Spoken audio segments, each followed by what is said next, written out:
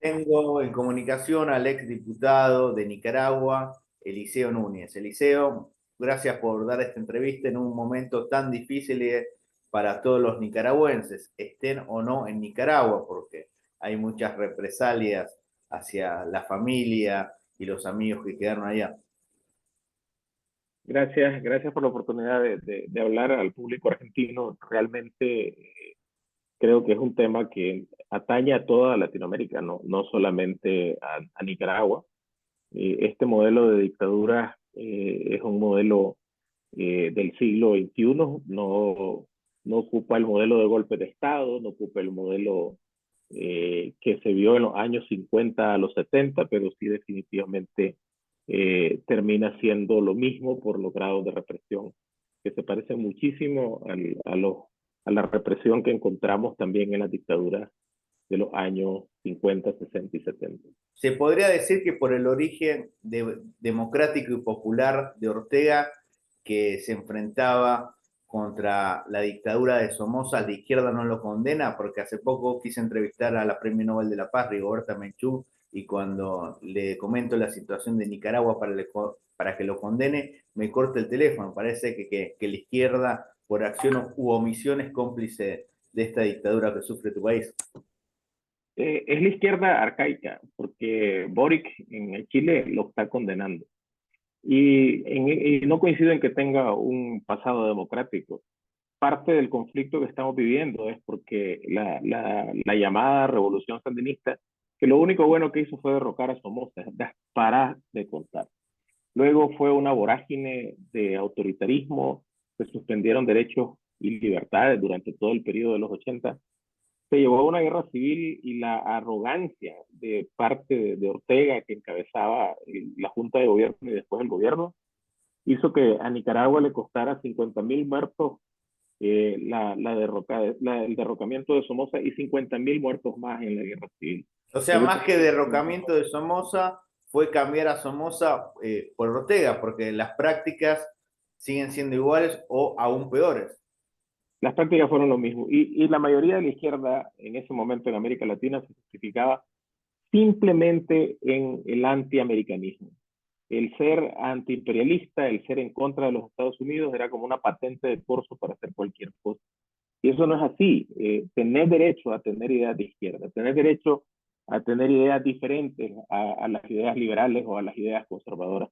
Pero lo que no tener derecho es a suprimir libertades, no tener derecho a reprimir, a conculcar los derechos de todo un pueblo. Y eso se hace en nombre del antiimperialismo y lo respalda gente que básicamente quedó en ese anacronismo y que hoy mira el mundo entre los partidarios de Estados Unidos y los partidarios de los otros, cuando el mundo lo que tiene ahora es una configuración en que lo importante es el ser humano, lo importante son los derechos humanos, lo importante es tener democracia y no el tener una banderita como la que tiene Evo o como la que tiene Cristina o como la que tiene el mismo Ortega, de que solo por ser anti-norteamericanos creen que pueden hacer cualquier cosa con su país. Sí, realmente lo que está viviendo Nicaragua hace décadas, incluso desde el siglo pasado, no se vive, porque en México se persiguió a los cristianos, a la iglesia, por eso surgieron los cristeros, e incluso han asesinado a sacerdotes como el padre Pro. ¿Esto qué nos puede decir del ensañamiento de la dictadura de Ortega con la iglesia católica, iglesia dignamente encarnada por Monseñor Álvarez, que fue despojado de su nacionalidad, se negó a irse al exterior y quedó en Nicaragua en una cárcel para estar cerca de su pueblo? Básicamente el caso es peor que los cristeros, porque en ese caso lo que vos encontrabas era un Estado que había decidido ser laico por la vía de la fuerza, que ya era suficientemente malo. Ahora no. Lo que pretende Rosario y lo que pretende Ortega es sustituir a la Iglesia Católica por una mezcla de creencias populares encabezadas por sus secretarios políticos, por sus alcaldes. Eh, Prohibieron las procesiones, pero autorizaron una serie de procesiones en la que quienes encabezan esas procesiones religiosas, entre comillas, son como 2 o 3 las que autorizaron en el país, son los secretarios políticos y los alcaldes del Frente Sandinista. O sea, quieren Es hacer una decir, secta religiosa, pero básicamente con un exactamente, frente político afín al régimen. exactamente, una secta religiosa en que Rosario es una suerte de sacerdotisa y a Ortega ella lo ha llevado casi que al nivel de semidios. Entonces, esto es una perversión, diría yo, aún mayor que esos intentos, que fueron suficientemente malos, de imponer un Estado laico por la fuerza. ¿Qué nos puede decir de la digna figura de Monseñor Rolando Álvarez, el obispo de Es, Matagalpa y es administrador apostólico de Estelí? una figura enorme frente a lo que está pasando. Ortega se vio muy pequeño, muy empequeñecido cuando Monseñor Álvarez decide quedarse adentro de Nicaragua y reacciona de una manera virulenta. Tenemos la fe.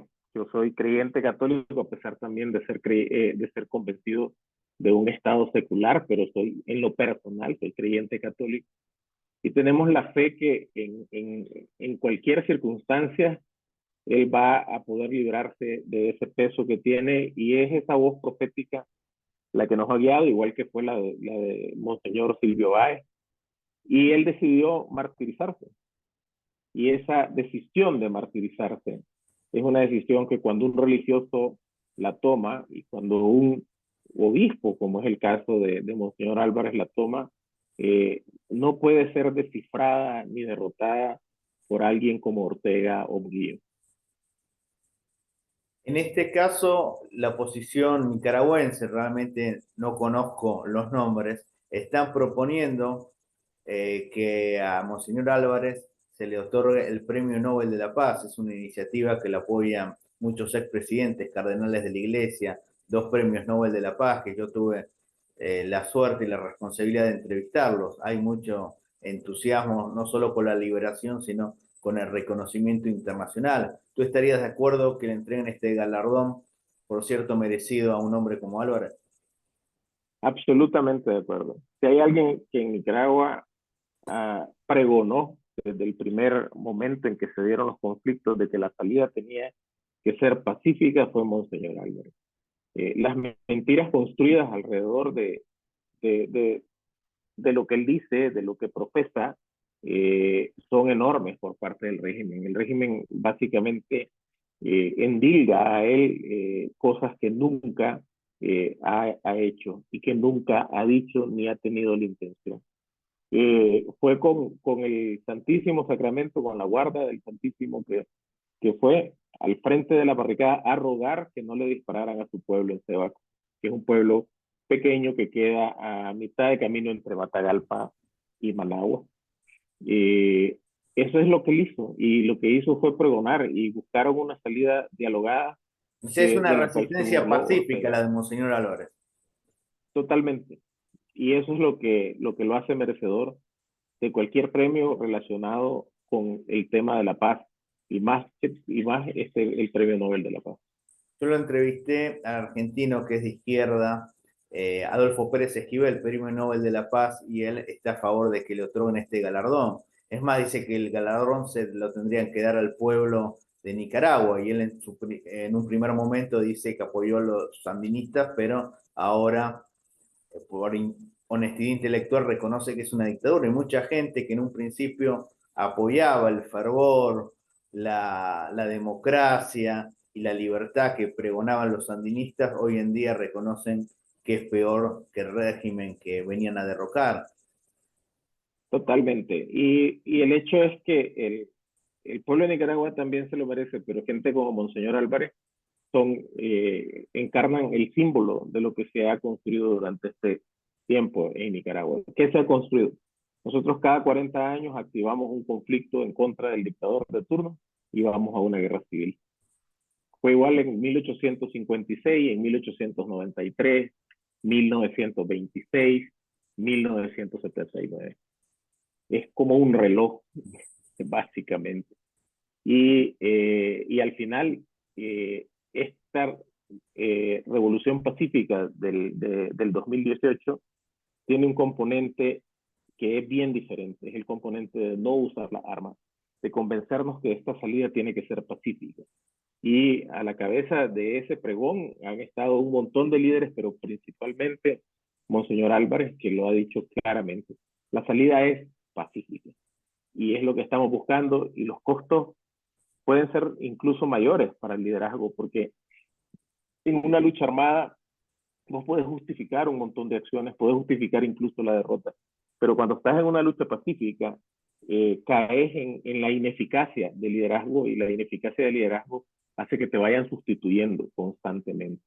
Entonces hay muchos riesgos de tipo político Una y pregunta, también... Eliseo. En un momento se decía que podía peligrar la vida de Monseñor. Felizmente se comprobó el sábado 25 que él está con vida, independientemente de las condiciones de salud. Pero se podría decir que la presión internacional, que todo el mundo estemos hablando, los demócratas, desde luego, de Monseñor Álvarez, permite que el régimen de Ortega no lo dañe, porque o si no convertirían a un mártir, a un santo, si le llegase a pasar algo. Totalmente. Al final del día la presión le está llegando a Ortega. La liberación de los 222 presos políticos no tiene otra razón que no fue la presión internacional durante los años que estuvieron presos, y la presión internacional hizo que Ortega presentara a Monseñor Álvarez. No hay ninguna otra razón que nosotros encontremos ahí. ¿Cómo es tu situación, digamos, legal, si puedes hablar? Tú también eres un expatriado, te han quitado la nacionalidad, porque esto realmente es ilógico, le quitan la nacionalidad a Álvarez, pero ¿quién lo defiende? ¿De qué nacionalidad supuestamente es? O sea, jurídicamente, ¿a quién recurre? ¿Cuáles son las autoridades de su país legal según Ortega? ¿Qué es esta locura no solo de perseguir a alguien, expulsarlo del país, sino despojarlo de su nacionalidad, que es el bien más preciado en materia civil? Pues igual, aquí estamos. El 15 de febrero fuimos notificados por medios de comunicación de que estábamos expatriados, de que no teníamos nacionalidad, y en eso es lo que hemos encontrado básicamente una manera, digamos, de ver con otros ojos lo que ha sido la solidaridad internacional, porque ya no solamente es la solidaridad en términos generales al pueblo de Nicaragua, sino también personalmente para los 94 expatriados y los 222 liberados, pero también expatriados. ¿Están todos en Estados Unidos o están en diferentes países? Están los 222 en su gran mayoría están en Estados Unidos, porque una vez que entraron ahí tienen problemas de documentación para su movilización, la mayoría de ellos. Entonces la gran mayoría está ahí. Otros estamos en Costa Rica. De hecho, la mayoría de los 94 expatriados, aparte de la lista de 222, estamos en Costa Rica. Con respecto a tu caso particular, ¿eras diputado y te expulsan de Costa Rica y te despojan de tu nacionalidad, o te echan del país No, cuando a terminaste? mí me despojaron de la diputación en el 16. Yo era diputado de oposición y fue uno de los primeros ¿Tu actos mandato cuándo en que vencía constitucionalmente? en el 17. 17. Sí. Y nos expulsaron a 28 diputados de la oposición. Básicamente todo lo que era la bancada opositora eh, se, se sacó de la asamblea simplemente porque Ortega lo decidió así. Y aparte también le están cometiendo un perjuicio económico, quizás al despojarlo de la nacionalidad, al tener que ir a otros países. Hay muchos que, si bien quizás tienen techo y comida, tienen una vida muchísimo más precaria de la que tenían antes. En este caso hay una ayuda internacional, sobre todo para que consigan trabajo, por lo menos para que tengan un subsidio de parte de alguna organización internacional para que puedan sobrevivir o Una, subsistir una de las dignamente. cosas, una de las cosas que más hemos pedido nosotros es que nos ayuden a convalidar nuestros títulos profesionales. Con eso se quitarían bastante carga a los países que nos reciben en calidad de refugiados. Porque nosotros no pudimos sacar papeles de allá. Cuando salís huyendo, lo último que se te ocurre es sacar tus papeles académicos. No pueden Pero mandar tiene que a haber pedir maneras sus de... estudios universitarios, nada de eso. O sea, de alguna manera perdieron No, todo. exactamente. Pero lo que tenemos, pues lo poco que tenemos de registro, debería de poder ser ocupado para convalidar títulos. Y una Y esa es una pregunta, petición no solo acá, sino sí, en todos los países donde si estamos ustedes que son asociados. expatriados, despojados de la nacionalidad, las propiedades que tenían, ¿se las confiscaron? Sí, todo lo que tuviéramos está ya a nombre del Estado, y han ido ejecutando paulatinamente la toma de posesión de ellos. La última pregunta, esperemos que no sea la última entrevista y la próxima me gustaría unir a diferentes políticos que apoyan la causa noble del pueblo nicaragüense y la libertad de Monseñor Álvarez, es cómo se termina esta locura con intervención de las organizaciones de derechos humanos, las organizaciones internacionales, cómo se termina con el régimen sanguinario de Ortega y Murillo. Yo creo que la resistencia pacífica va a dar fruto. Y adentro de Nicaragua hay mucha gente resistiendo. Y desde fuera lo que podemos ser es las voces de esa gente que está resistiendo adentro. La comunidad internacional ha venido avanzando cada vez más. Hay países que antes ni siquiera se soñaba que pudieran emitir alguna opinión en contra de Ortega, Caso pero Chile que con ahora sí lo Boric. están haciendo. El caso Chile es más probable, pero el caso López Obrador, por ejemplo, fue sorprendente, porque él sí era una izquierda a la ultranza, esa que hablé al comienzo de que defendía a quien estuviera en contra de los Estados Unidos simplemente y no miraba todos los defectos que tenía. O el mismo Bergoglio, Y porque a veces el Vaticano actúa ambiguamente en materia internacional, pero hubo una condena y que generó la ruptura de relaciones diplomáticas. fue una condena muy específica. Después de muchos años en que hubo silencio, y que ese silencio en alguna medida siempre fue justificado en la necesidad de mantener una puerta abierta para el diálogo, en poner un pie en la puerta, se decía aquí. Pero poco a poco Ortega ha ido cerrando todas estas puertas y ese aislamiento le va a cobrar. No tengamos duda de que Ortega internamente todavía es muy fuerte, porque tiene armas y porque tiene dinero para mantener a ese círculo inmediato de poder, pero el aislamiento ya le está cobrando factura poco a poco y va a seguirle cobrando. Y si la resistencia pacífica se continúa dentro y hay voces que siempre sostengan esa resistencia, yo creo que no va a ser tan pronto como todo el mundo quiere, pero tampoco va a llegar tan largo como Ortega piensa, el régimen de Ortega. Es un mensaje esperanzador el tuyo, sobre todo resalto la palabra resistencia pacífica, porque acá nadie se está armando, nadie plantea un magnicidio, que quizás hay No, condiciones porque es un tirano, pero en este caso tú hablas muy correctamente, la resistencia pacífica y el máximo ejemplo de esto es Monseñor Álvarez. Él resiste con la palabra y con el apoyo de Dios. Muchísimas gracias, Eliseo. Esperemos gracias, Juan estar en Carlos. contacto y en lo que se pueda ayudar. Hay mucha gente de bien de todos los países que está dispuesto a denunciar al régimen y apoyar al pueblo. Muchísimas gracias. Muchas gracias, Juan Carlos. Un abrazo. Para más información, por favor, suscríbanse a mi canal de YouTube.